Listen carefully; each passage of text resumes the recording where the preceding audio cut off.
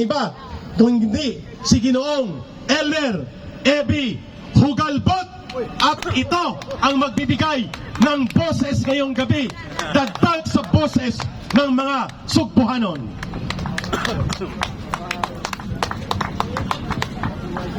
Hello.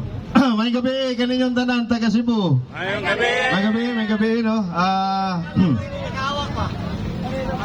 Si Brad, ako tong maguwang si Brad Monk Olamit no. Oh, parehamig bungot. May siya mo gitik. Ako may pod kong mo gitik. I-assista ako, lahi akong gitikon. Brad. So, ako diay si Elmer no, Hugalbot no, usa ko ka political blogger based sa Liloan, kung nakatultol mo sa Cebu, no? Bago lang kong nag-vlog sa mga national issues nga giatubang karon sa tong nasod.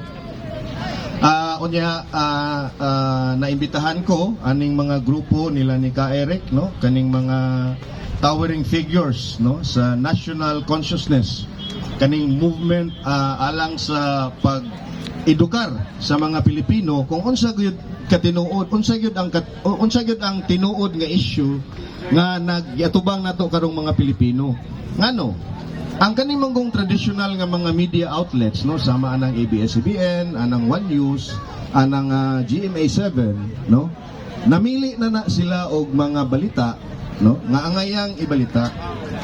In fact, og nakasuhito mo sa mga panghitabo karon sa YouTube o sa Facebook, og nakasuhito mo anang vlogger nga si Maharlika or si Maharlika Network kanang Buljakan, og doon na siguro uban ninyo dinhi nga nakakita na atong polvoron video nga gipakita ni Maharlika dito sa Los Angeles, mga pipila ka oras sa wala pa ang suna ni atong Pitsa 22 sa Hulyo no.